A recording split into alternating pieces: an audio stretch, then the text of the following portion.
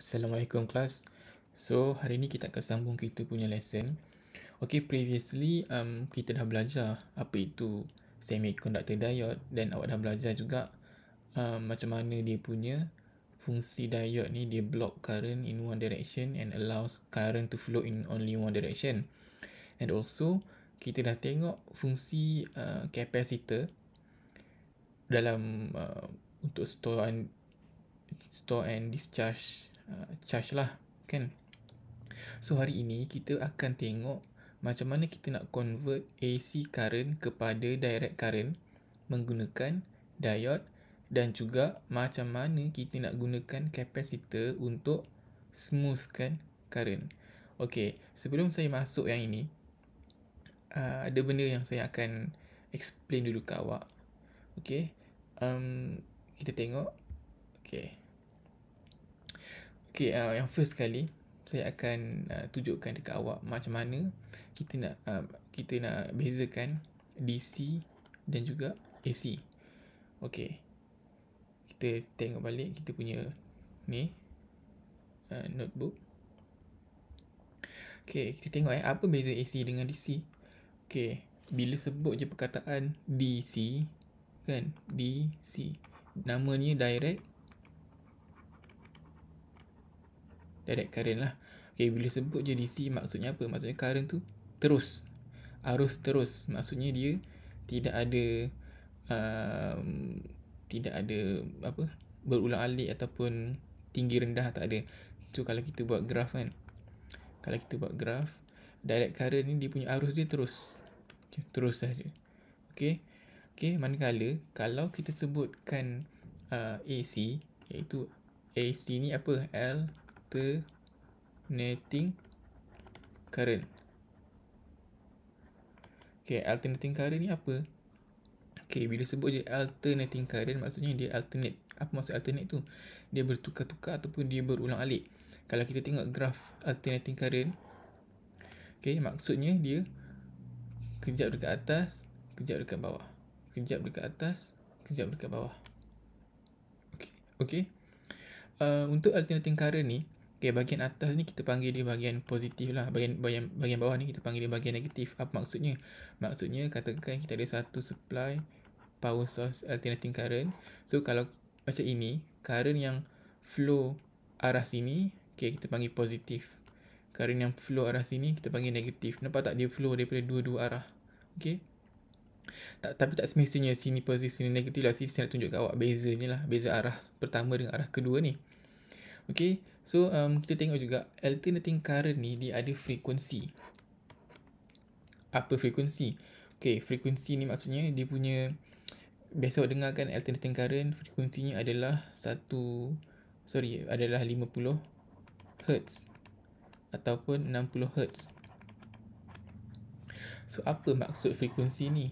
Okay, maksud dia, okay, awak tengok kat sini dia ulang-alik kan, kejap atas, kejap bawah, kejap atas, kejap bawah. Okay, dari sini ke sini dipanggil satu cycle, ataupun dari sini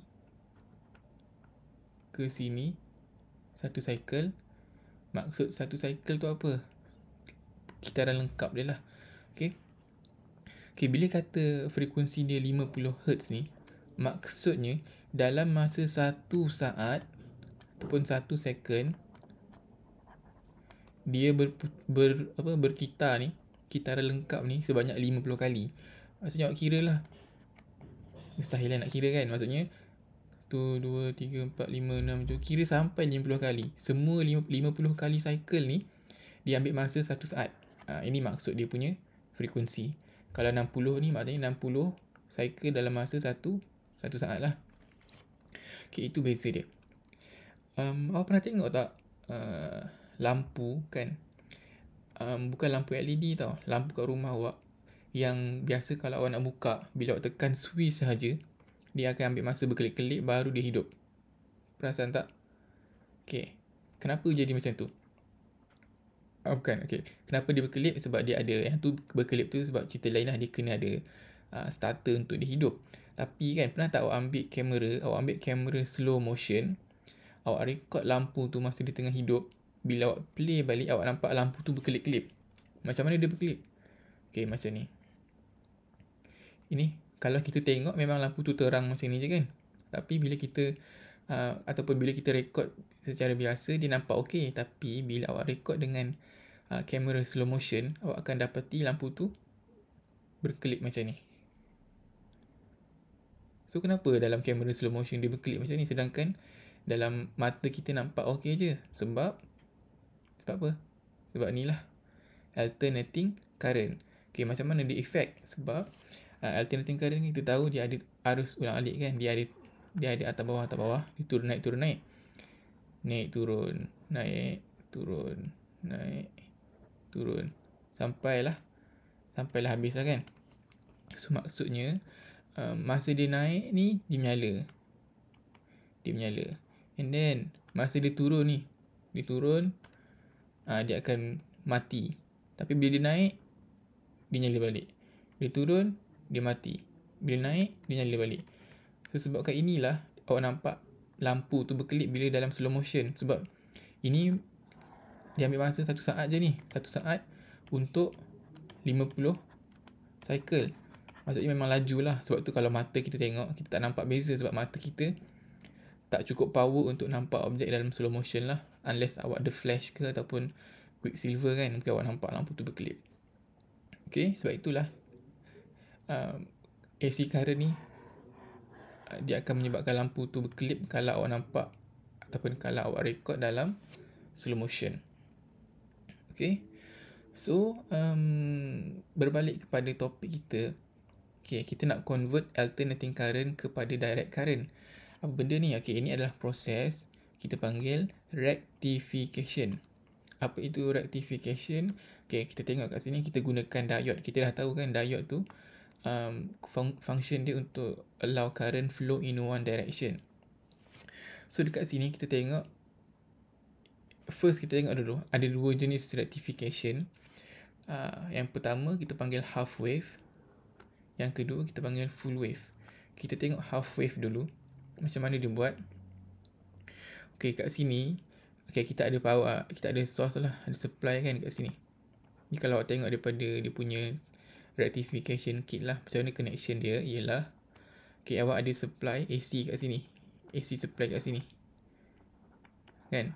Okay, so yang atas ni awak connect dengan satu diode macam ni. So maknanya bila awak connect dengan satu diode macam ni, current akan flow arah sini kan. Okay, yang bawah ni tak ada apa-apa lah. And then awak connect dengan load. Dia simple je. Ni satu circuit macam ni connect dengan load. Okay, and then ini sebelum kita letak ni, saya tak letak ni dulu. So dekat load ni awak connect dengan apa ni, cathode ray oscilloscope ni lah untuk baca dia punya graph. So kalau awak tengok kat situ, untuk half wave rectification yang kita nak buat ni kan, macam saya kata tadi, mula-mula kita connectkan AC supply. Kita connect dengan diode. Lepas tu kita connect dengan resistor. Dah complete, dah cukup dah macam ni. So apa yang berlaku kat sini kan, okay, yang kat sini tadi awak connect dengan CRO lah. Ni untuk baca graf tu kan, CRO, device yang kita guna untuk tengok graf tu. So apa yang berlaku kat sini ialah current tu dia akan flow dua arah lah. Okay, dia akan flow arah sini sampai sini. Ni dia flow macam biasa. Macam saya kata tadi, let's say yang ini positif. And then tengok yang negatif pula. Dia cuba untuk flow. Arah sini. Tapi rupa-rupanya dekat sini dia tak boleh flow. So bila dia tak boleh flow, dia circuit tu tidak complete lah untuk second direction ni. So bila circuit tu tidak complete, apa yang berlaku? Okay, macam biasa kalau kita tengok kan graph alternating current, kalau kita tak letak diode, kita nampak dia macam ni kan, macam ni. Okay, tapi apa yang berlaku kat sini, okay, disebabkan current yang negatif ni, bahagian negatif ni terhalang kat sini. Dia tak boleh flow sebab dia dah ada diode kat sini. Apa yang berlaku ialah kita hanya dapat current yang positif. Yang ni je kita dapat. Yang ni je kita dapat. Maksudnya macam mana? Maksudnya current bawah ni tak ada. Dia tidak dapat flow. So dia terhalang lah. Awak akan dapat graf yang macam ni sahaja. Ni bila kita letak diode sahajalah. Okay. So awak dapat macam ni. Kalau awak gunakan supply macam ni, power supply macam ni, maknanya lampu tu akan memang lagi obvious lah dia punya kelipan tu kan. Maksudnya kat sini dia menyala and then dia mati. Dia menyala balik, mati. Menyala balik, mati. Kita tak nak macam ni. So apa yang kita buat kat sini, kita nak at least, kita nak dia macam direct current. Kita tahu direct current tu, graf dia lurus macam ni. Maksudnya current tu consistent, steady je current tu. So kita nak buat ni, kita nak kena buat apa? Kita kena letak capacitor. Apa yang saya cakap capacitor tu. Okay, kat sini sebelum kita connect dengan CRO ni kan, kita connect dengan capacitor lah. Untuk apa? Okay, sebab kita nak dia simpan charge. Kita tahu kan, awak tahu kan, capacitor ni functionnya apa? Okay, untuk store electrical charge. Macam mana? Okay, ni kena connect secara parallel lah. Dan lepas ini barulah connect dengan CRO untuk baca dia punya graf. So apa yang berlaku dekat sini ialah dalam tempoh ini kan, bila awak connect dengan capacitor, sepanjang dia naik sini, dia charge. Yang ni dia turun, dia discharge. Ni naik, dia charge. Yang ni dia turun, dia discharge. Ni naik, dia charge, turun, discharge.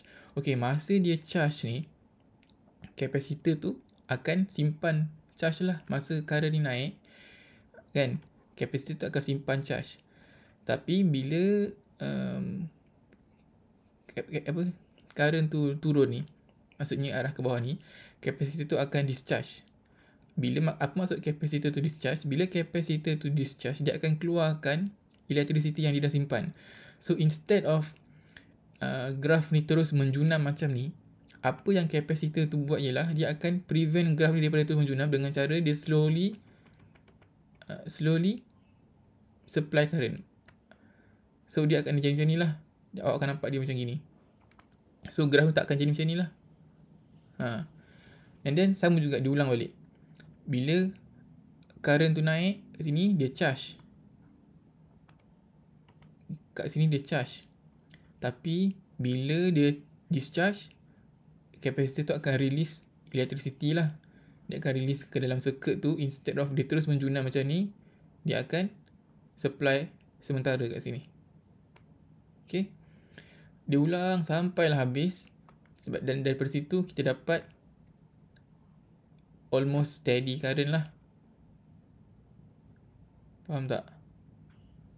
Kita akan dapat almost steady current dan dia tidaklah lurus, tapi dia tidaklah terus kosong kat bawah ni. Terus sampailah. So awak nampak So tak adalah dia kejap ada, lepas tu terus kosong. Ada terus kosong. So dia ada nilai juga. So inilah yang kita panggil sebagai smoothing of half wave rectification of AC current.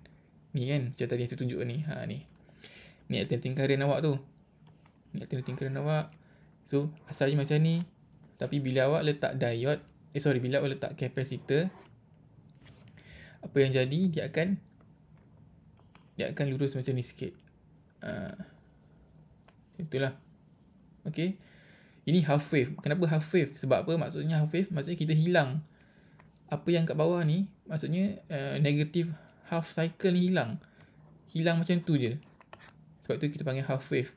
So bila hilang, maksudnya kita rugilah. Daripada patutnya kita boleh guna, tapi dia hilang macam tu. So kita rugi. Dia tidak efisien. Tak efisien. So untuk increasekan efisiensi ni, apa yang kita buat? Kita guna pula full wave rectification. Okay. Sama juga macam ni. Cuma bezanya apa? Kita tambah diode. Sebab apa? Kita nak juga current yang daripada negative cycle ni untuk dapat dekat load ni. Dekat kita punya resistor ni lah kita nak dapat. Sebab kita tak nak rugi. So macam mana connection dia? Okay, awak tengok kat sini.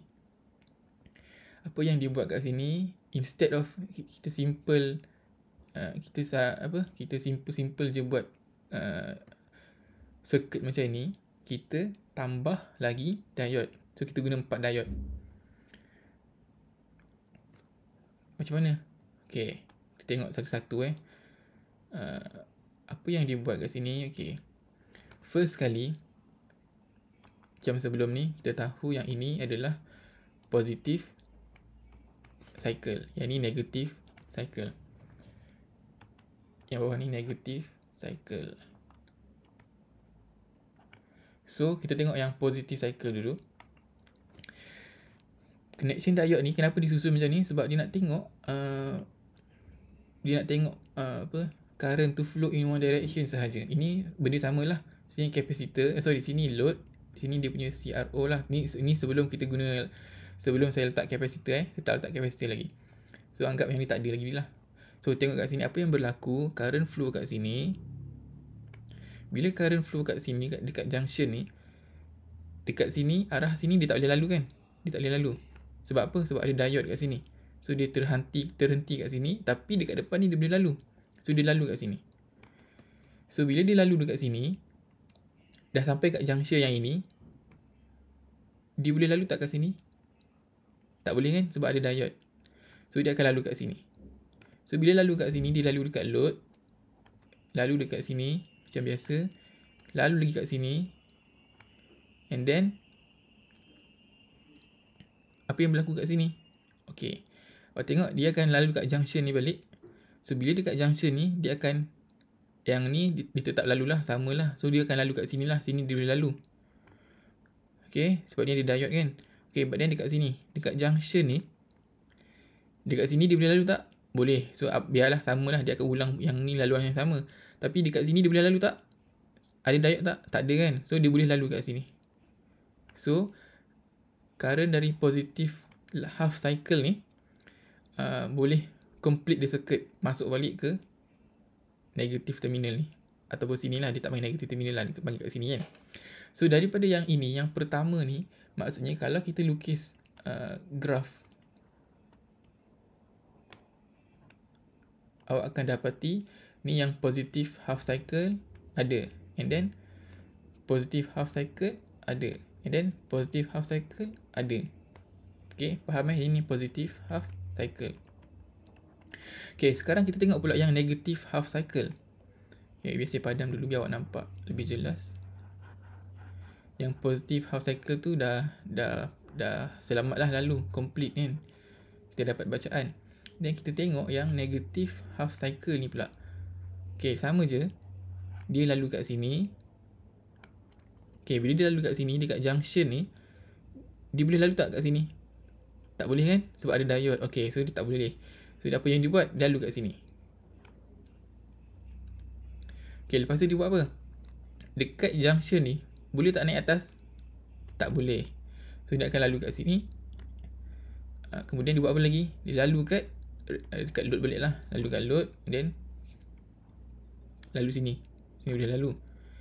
And then lalu sini, naik atas sini. Okay, dekat junction sini,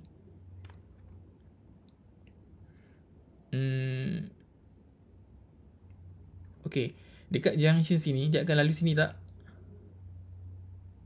Tak lalu lah. Sebab apa? Sebab dia dah lalu tadi kan. Okay, dia akan naik atas ni pula. Naik atas ni. So bila dia naik atas ni, sampai kat junction yang ini. Okay, dia sampai kat junction sini. Yang kanan ni dia boleh lalu tak? Dia boleh lalu. So sama lah. Dia lalu kat kanan sini. Dia akan pusing balik. In the end, kembali ke tempat asal sini. So yang ni memang ada lah. Cuma yang bawah ni tak boleh kan. Okay, bila sampai kat load sini, apa yang berlaku ialah dia akan masuk ke sini pula. So maksudnya daripada sini kita dapati dia punya circuit ni, dia punya laluan ni complete.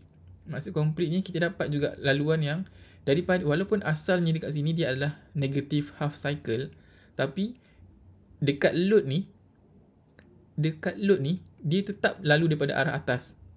Maksudnya apa? Maksudnya tadi biru currentnya sini ke sini kan. Merah pun currentnya sini ke sini. Maknanya dia bukan, merah ni bukan current daripada bawah. Merah ni bukan current daripada bawah ke sini.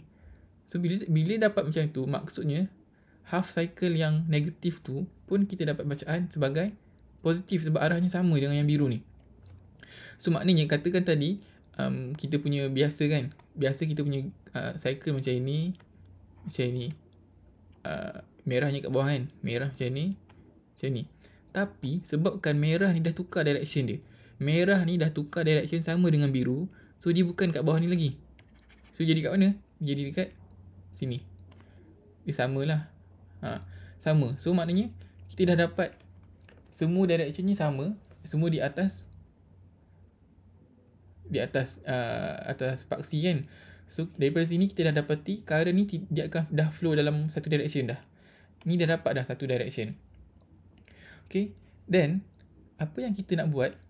Kita nak smoothkan dia. Ni dah dapat satu direction dah. Ni dah kira direct current dah ni. Sebab dia satu direction. Tapi dia tidak smooth. Sebab apa? Dia ada naik, turun, naik, turun, naik, turun, naik, turun. So, macam biasa, kita nak buat apa? Kita letak kapasitor.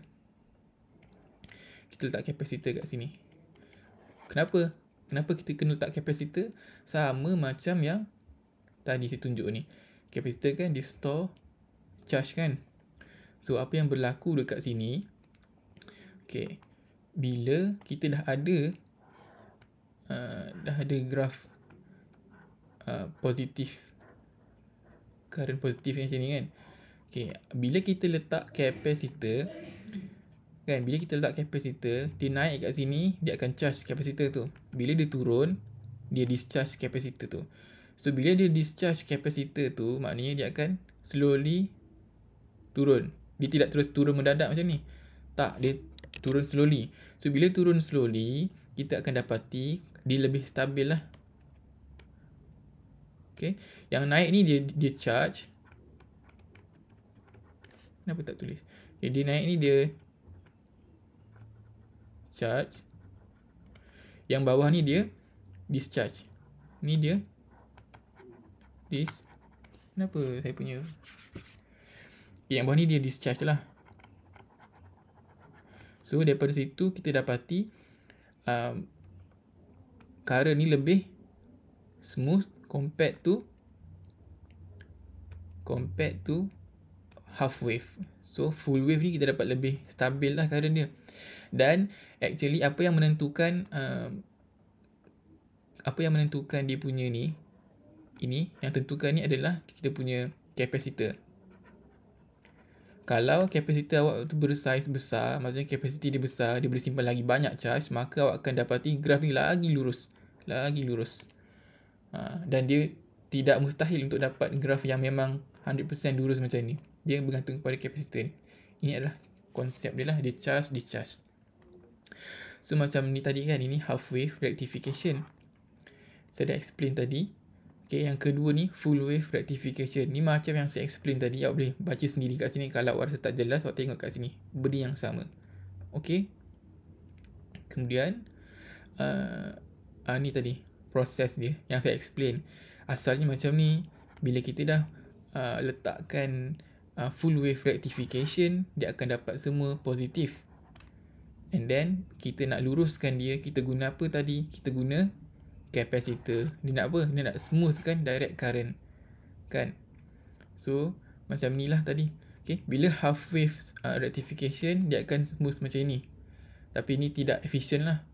Okay, and then bila kita gunakan full wave, dia lebih efficient. So kita tak rugi lah. So kalau ni kita rugi, kita bayar bil tapi tak guna yang bawah tu kan, hilang macam tu je. Yang ni kita guna semuanya. Maka ni lebih bagus lah. Okay. Tengok balik kat sini. Okay, kapasitor ni is connected to parallel. So basically apa yang saya explain semua dah ada dalam ni. Awak boleh baca balik kat sini. So kenapa kita nak guna direct current? Kenapa tak guna je AC current? Okay, sebab ada banyak faktor-faktor dia lah. Antaranya kita dah tahu kan, AC current kan kejap atas kejap bawah, kejap atas kejap bawah. Sedangkan direct current ni steady. So kita nak current yang steady lah. Okay, contoh kalau awak gunakan, tadi senang lah contoh lampu kan tadi kan. Lampu je pun kalau awak gunakan AC current, dia kejap naik, kejap turun, kejap naik, kejap turun. Dia tidak stabil. So kita nak ke current yang tak stabil dalam kita punya alat elektronik? Tak nak kan? Kita nak current yang stabil. Sebab itulah kita kena tukar AC ni jadi DC. Okay. Antara kelebihan DC ni juga ialah dia mampu untuk disimpan di dalam bateri lah. Kalau AC ni dia tak mampu. Sebab itulah kalau awak nak charge handphone ke, charge laptop ke, kita kena guna adapter. Adapter tu yang awak punya plug dekat soket tu lah. Okay. Daripada AC, bila dia masuk adapter tu, dia bertukar jadi DC. Alright. So ini menunjukkan habis dah chapter 5.2. So itu sahaja untuk hari ini. Tolong siapkan formative practice 5.2 dan juga saya akan tambah satu lagi soalan 4, iaitu what are the advantages and disadvantages of AC and DC.